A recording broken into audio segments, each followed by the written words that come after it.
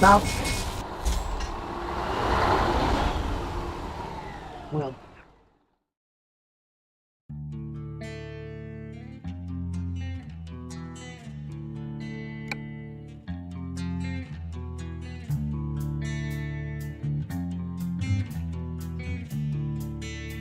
Cinderella.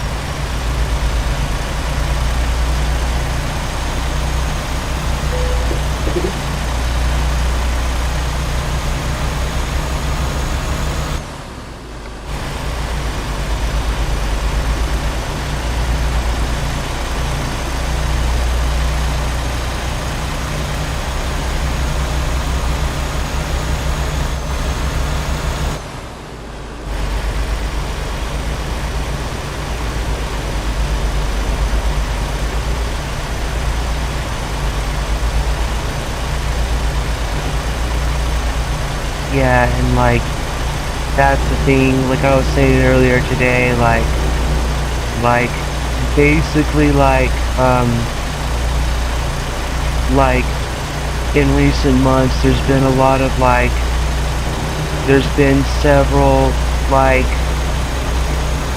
there have been several there have been several in recent years there have been several megalodon sightings by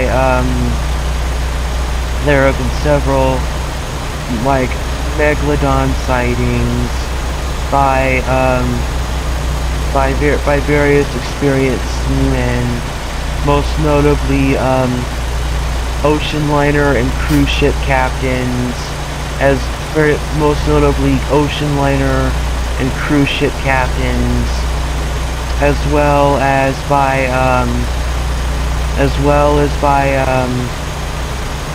as well as by as well as by merchant sailors, as well as by merchant sailors, and also like, and all as well as by like um, merchant sailors, and also by as well as by like merchant sailors and people in the Navy who do a lot of work on like aircraft carriers and stuff. They've had sightings of megalodons, and the only problem I have with these sightings is like, whoa. The only problems I have with these sightings is like,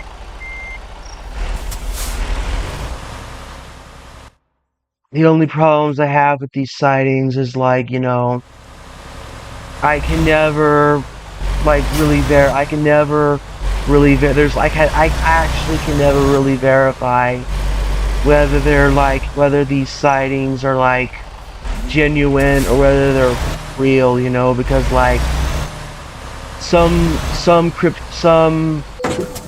really because like some cryptozoologists, because like what some like some cryptozoologists are claiming about these recent megalodon sightings is that what these seamen are sealing is actually just because like some cryptozoologists,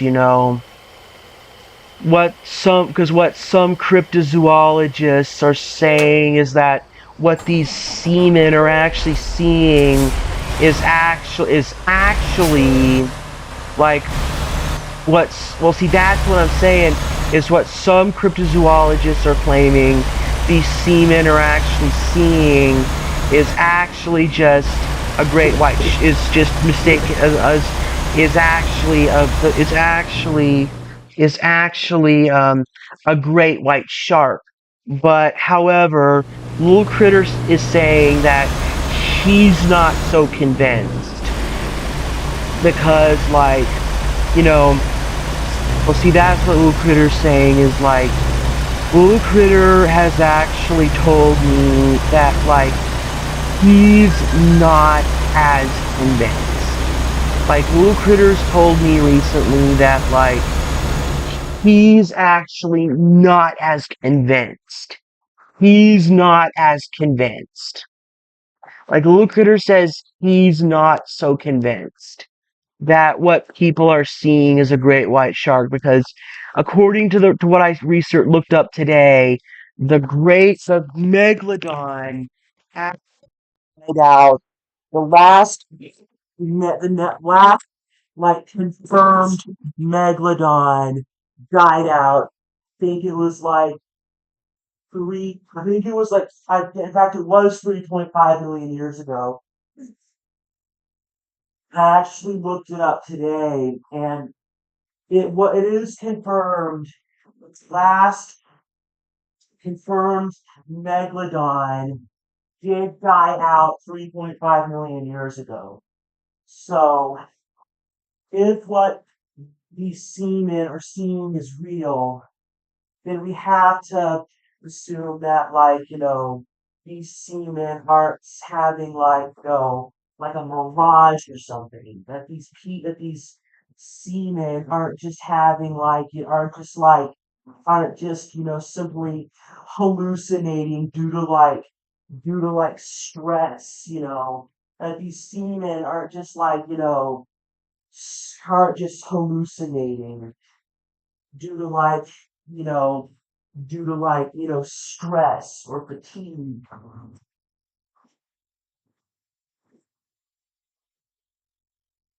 Yeah. So we immediately, yeah.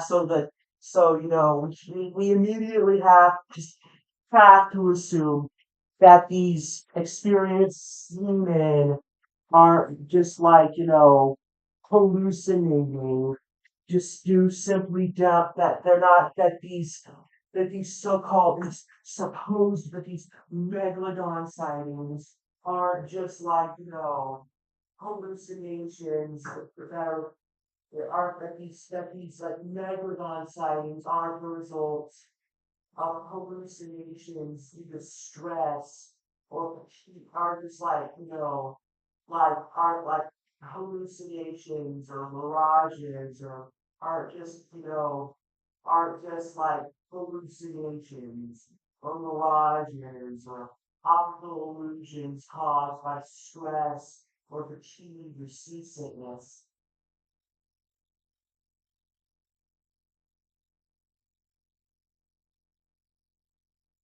Yeah, I mean, it's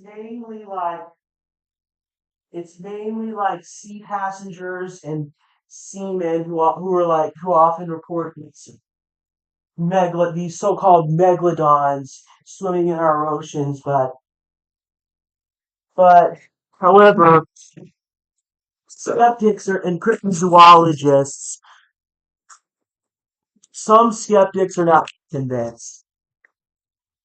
Some skeptics have even said it could just be like that, simply like experienced seamen on ocean freighters and ocean liners and cruise ships, and that experienced seamen on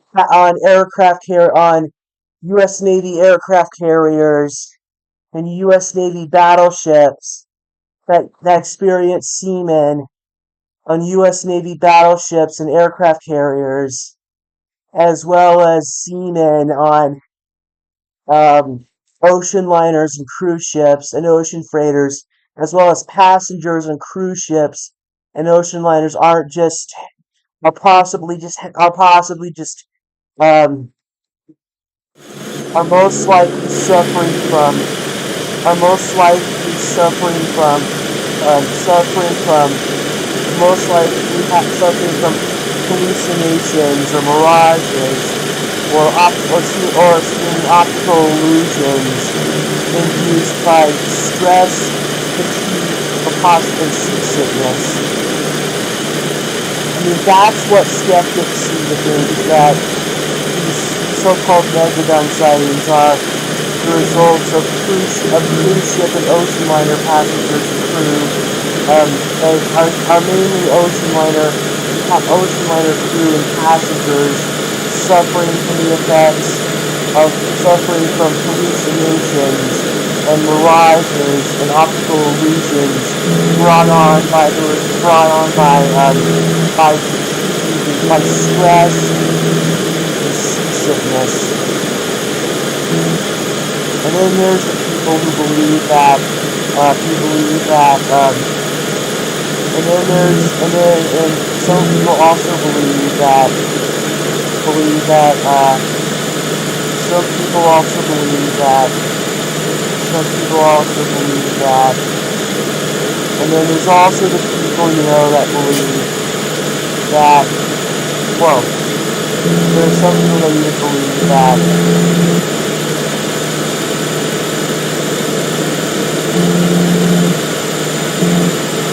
there are also the people that believe that,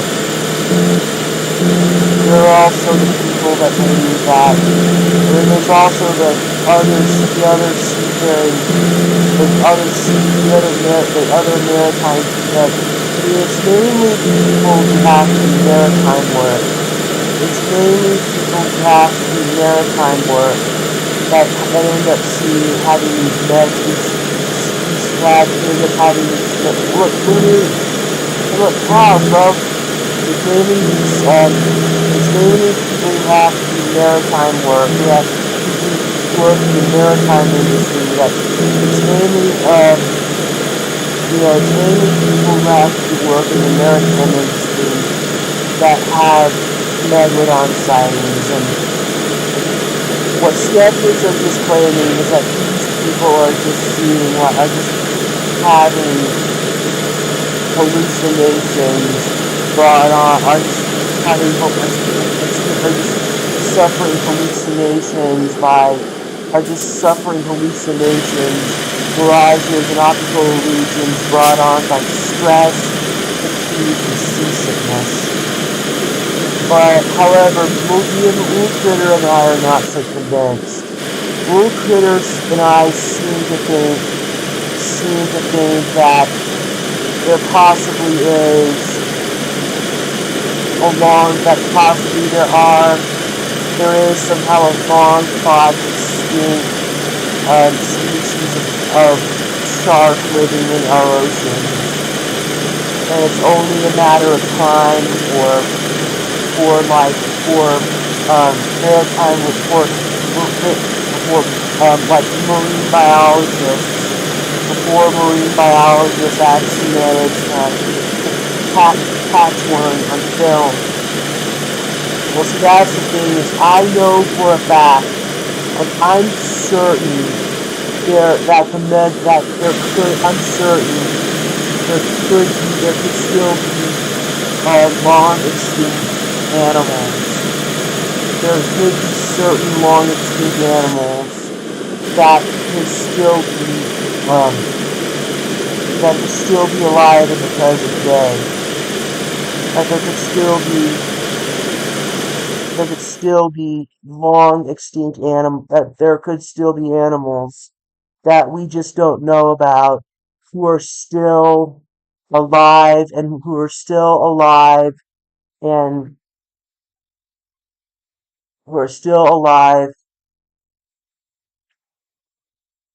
and thriving in the present day. And this includes various like subspecies of the megalodon.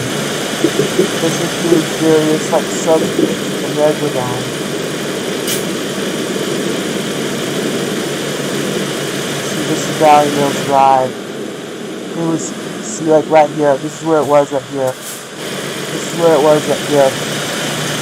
I'm showing you where it was right like here.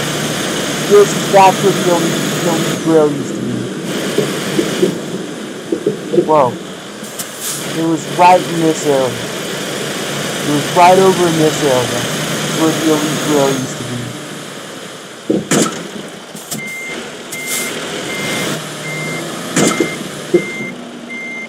Like, it was right over in this area. It was right over in this area where the elite grill used to be.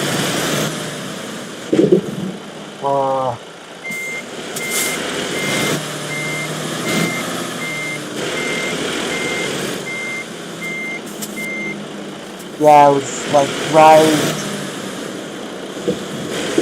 Oh, come on. Yeah, it was right over that. That was the building right there. Oh, come on. Oh, it won't move.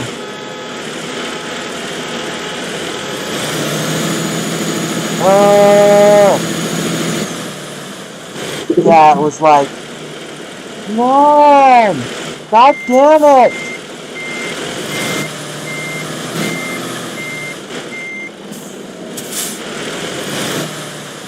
Oh.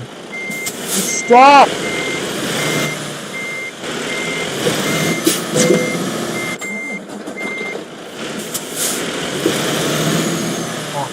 I'm pulling this thing to service. I can't get it to move. I couldn't get it to move. I couldn't get my truck to move.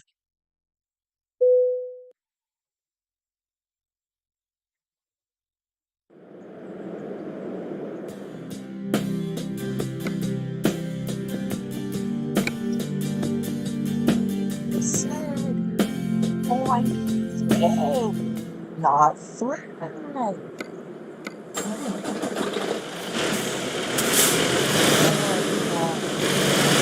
No blood draw. What?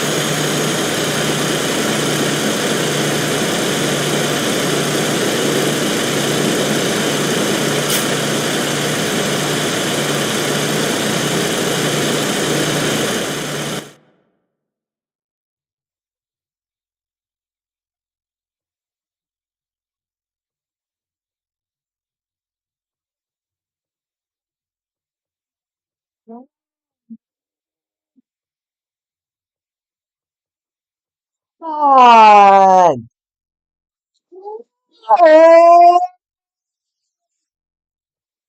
Come on! Come on! Hate this thing.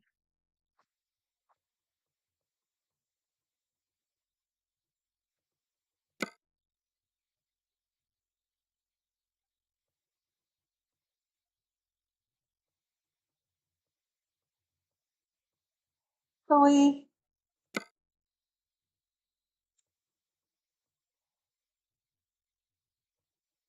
Stop!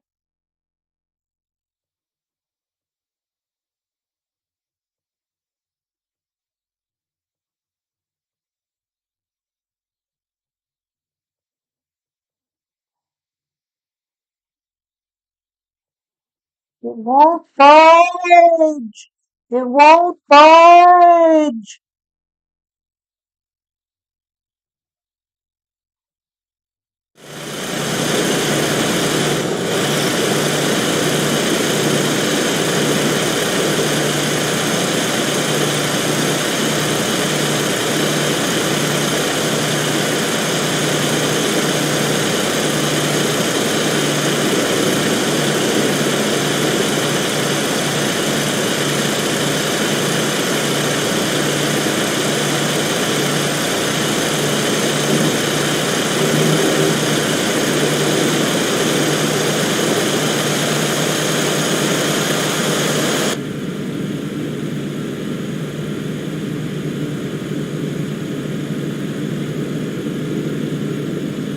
Oh, shut up.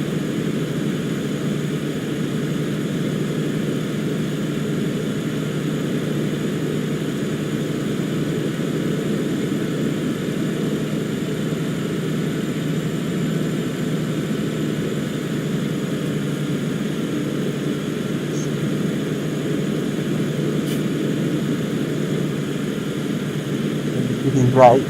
We're so much on God. We're so much on God.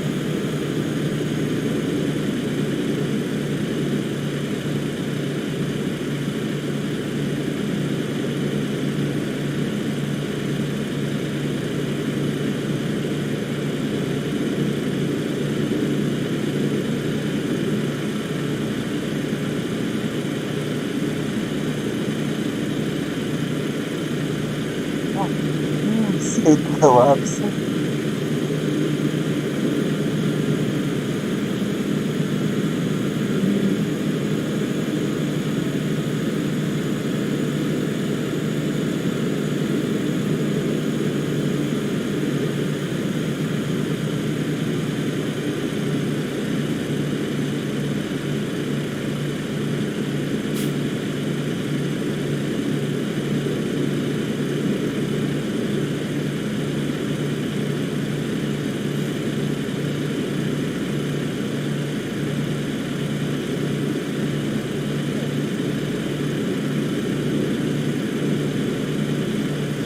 Oh, oh, what?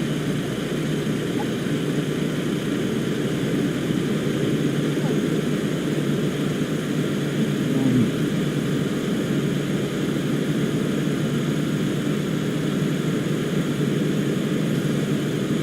it's like,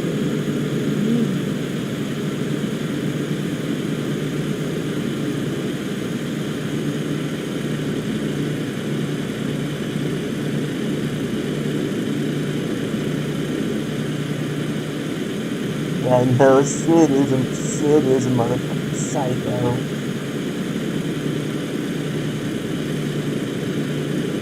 And it's just like, heck yeah, heck yeah.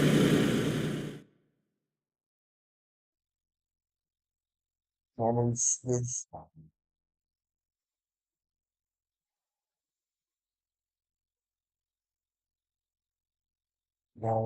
and it's the pleasure on the ground. And it's like, oh,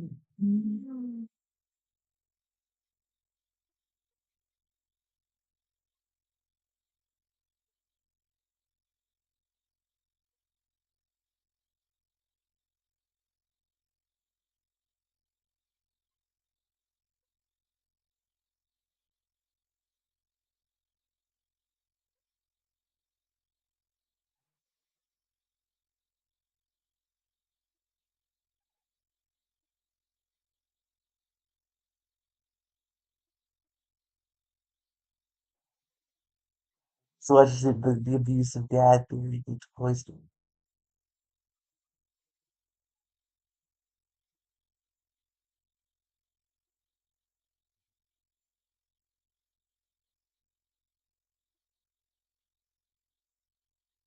So,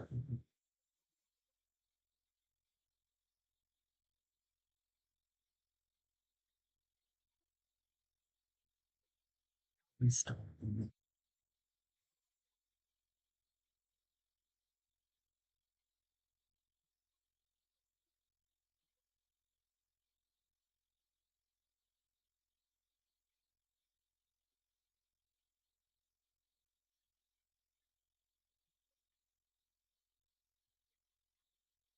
Be signed in for next time. It's the ease and delight of shopping on Amazon, but even better.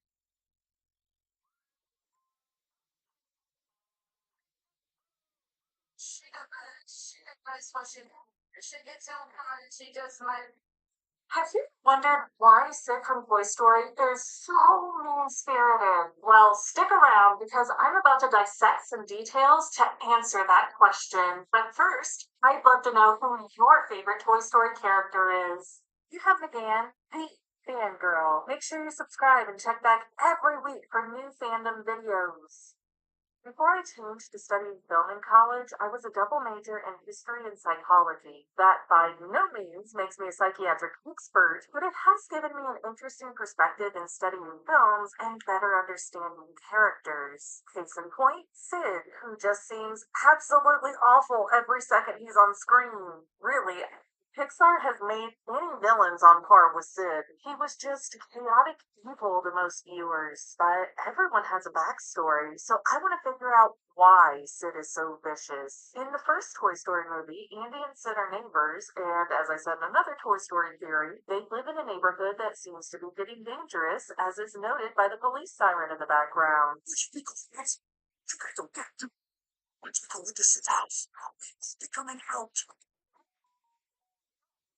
noise, someone took the time to put that sound into the audio for a reason. So, a bad area creates bad kids, right? Well, not exactly. The area is more like a symptom of the people who live there. And we don't get a ton of screen time with Sid's family, but we do get a few minutes with Hannah, who seems very cutesy and charming. We see absolutely no desire for Hannah to destroy her toys, and instead, she makes lemonade with lemons and keeps using her headless dolls all the same.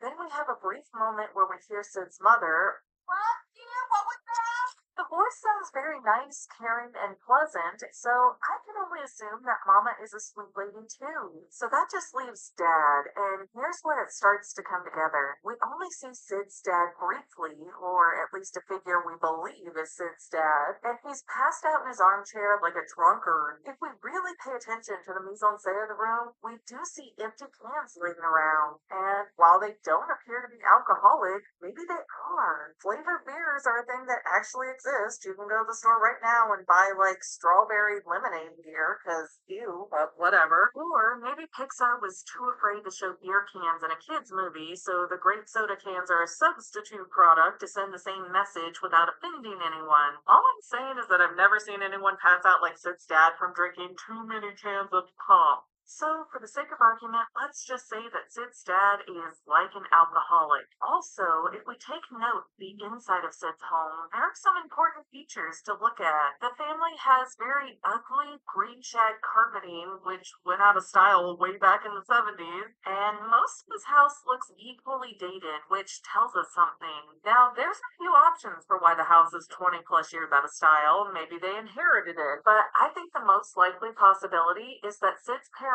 bought a house very cheaply, which again is a sign of a bad neighborhood and a little bit of proof that Sid's family is poor. But having a house that dated also means the family probably moved in recently, within a year or two, because most people with limited budgets will freshen things up as they go. Some new paint one year, new carpet the next, yet we see no signs of progress. They just plugged into that house and it is what it is. And to me, that's a big sign that the family is stretched financially way too thin. I'm also positive that they aren't renters because a landlord would be changing out carpets, repainting, and definitely throwing a fit over a semi-vicious dog like Scud. That's not even getting into having a tenant that is blowing stuff up in the backyard. That'd be a heck no, you're evicted. So bottom line is, Sid's family owns the house and they are pretty low income. Now, if we combine drunken dad with being broke, we can start to piece together how Sid was raised. Most drunks tend to be self-medicating for something, and instead of seeking real help, they'll often find something or someone to pin their problems on. My work makes me miserable. I need to drink 15 beers to get over that. I don't like my wife. I need to drink 55 beers to get over that. Something that ridiculous. In No, I hear that. resentful of having kids, probably being one of those guys who goes, I could have been so great if not for this wife and kids. And the core of dad's frustration gets beamed at Sid, an older child who might not have been planned, which forced dad to marry mom, and suddenly dad couldn't be a rock star or whatever other silly dream he'd never accomplish. I lean towards dad being in a band that was trying to make it big because of the guitar in the background. That suggests to me that Sid's dad isn't living the life he wants, and in his mind, Sid was the dream killer. Instead of being a big boy and moving on with his life, dad stayed brooding about it, shut down his family life, and drinks his free time away. I would imagine that anytime he did interact with Sid, dad was drunk and probably abusive, breaking Sid's toys, but not having money to replace them when he sobered up. And Yeah, I agree. That sounds like Sid's dad, alright. or out of control. So, what do you do if you're a resourceful little kid in that situation? Well, you'd act out and then maybe start putting toys together in weird ways. I agree. That sounds like Sid, alright. But he was a kid with a lot of Well, creativity. that was that goes with the creepy has the creepy demon thing on it. Full of a sister who doesn't get her toys torn up by dad, and he has a mother who puts on blinders and acts like everything's okay so that she can emotionally survive each day. Sid gets no attention and has no boundaries because both of his parents are checked out in different ways. But really, Sid is so creative, and as an engineer, he's brilliantly underrated. He's ripping toys apart because that feels so normal to him to express an unhappiness in his life. And Sid has no other stimulation or outlet, so he just experiments and tinkers with toys. This kid is a scientist doing experiments, and he doesn't even realize how smart he is. Now I know we see toys from the perspective That's me. so Sid is so scary to us. But even though we know the toys are alive, Sid doesn't. So it's not like he's torturing animals from his perspective. I mean, to the contrary, he seems to have a very good relationship with his dog, even if Scud is a little mean-spirited too. And I agree. didn't come out of nowhere either. I bet dad kicks him when he's drunk, and that's why the poor dog is so on edge, ready to attack anything. Anyways, if the toys had found a different way to stop Sid from hurting them, Sid may have become an engineer or a toy maker when he grew up instead of a garbage collector. But the toy scare was the last straw in breaking down Sid's fragile life. And for how awful Sid was, that's still a I agree. You have to agree how much. If you have to agree, like how much, like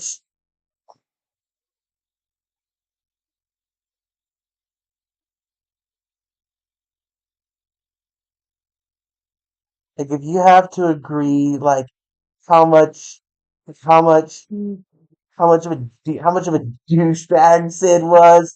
Oh my god, I can't even imagine Sid's dad, bro. Bro, like I can't even imagine fucking Sid's dad, bro. Like, I bet Sid's dad was so like, dude. I would like, jeez.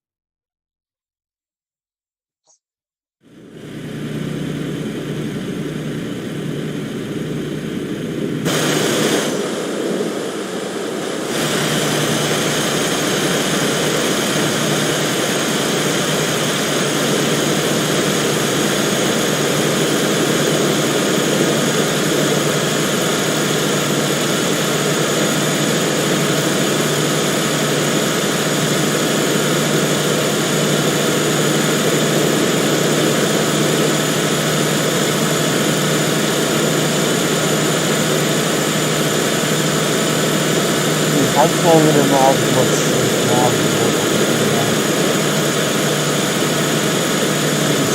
He's a jerk. His dad has to be treated anyway.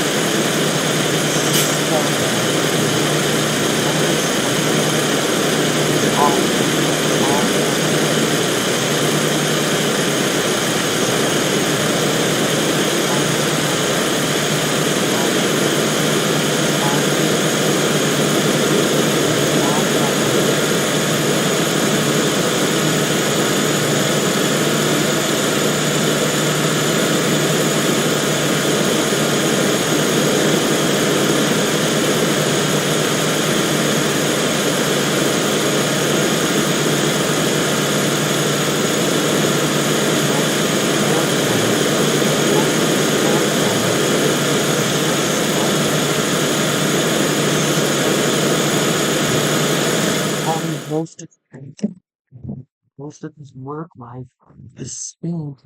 Mm. Something just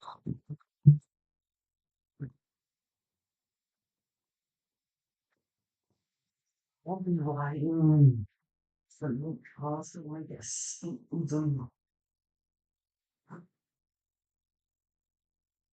How do you like something?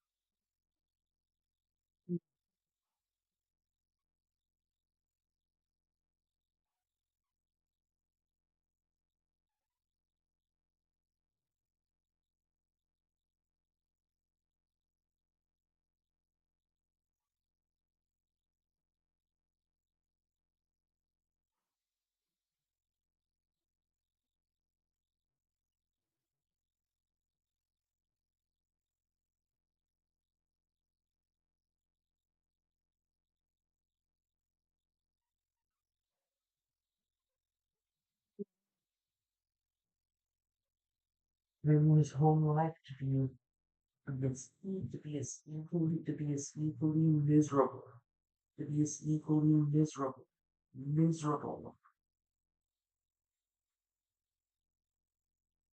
insane.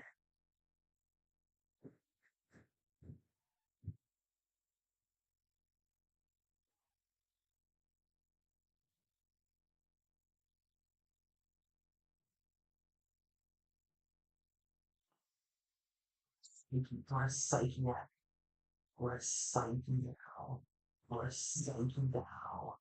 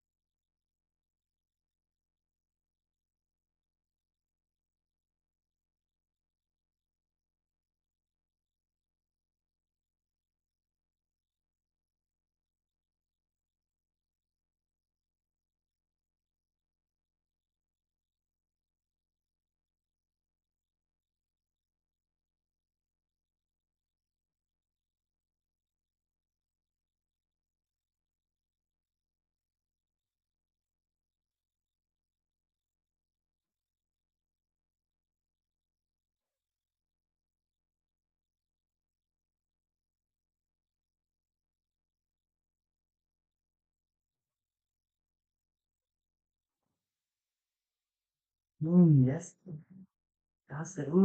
Yeah. It's, mm, mm, that's.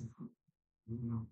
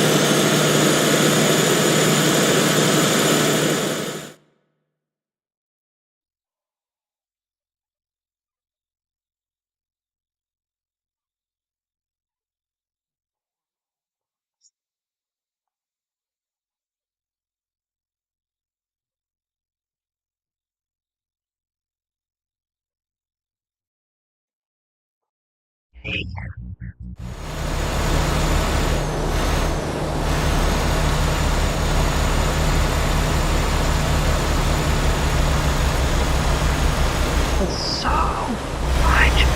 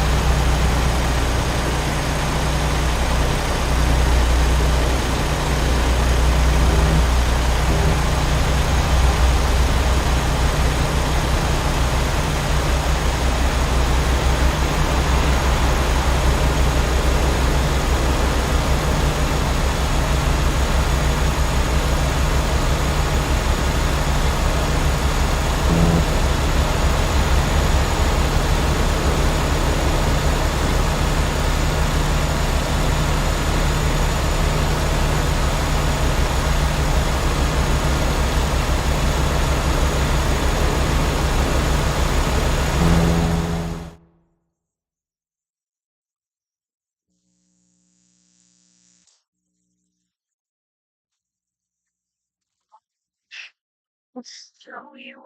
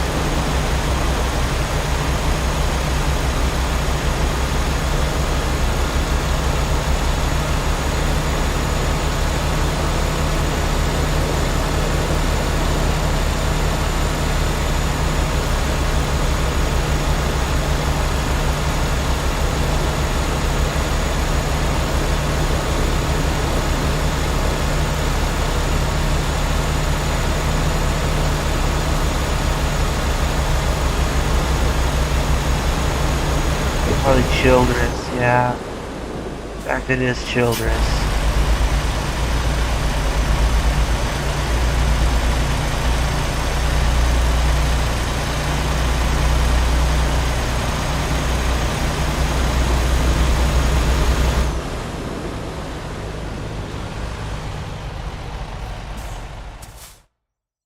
Midnight City, M83, Midnight City by M83. Okay.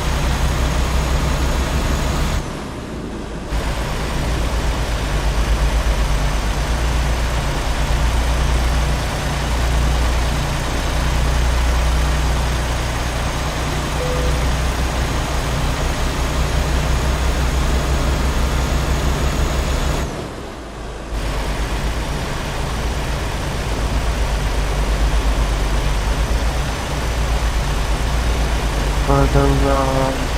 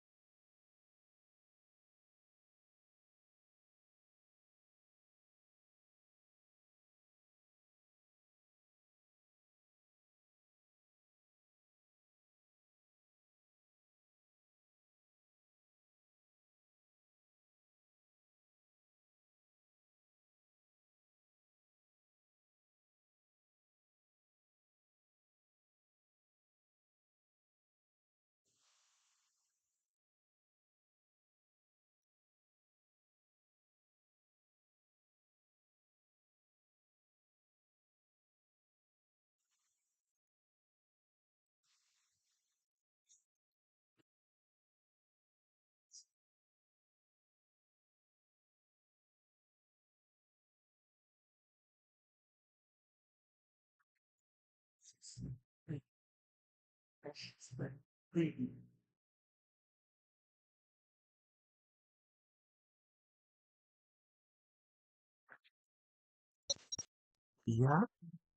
Hi, baby. I'm Divya. Hi, Sandy. Hi, baby. Hi, Harper. Hi, baby. Hi, Lydia. Hi, baby. Hi, baby.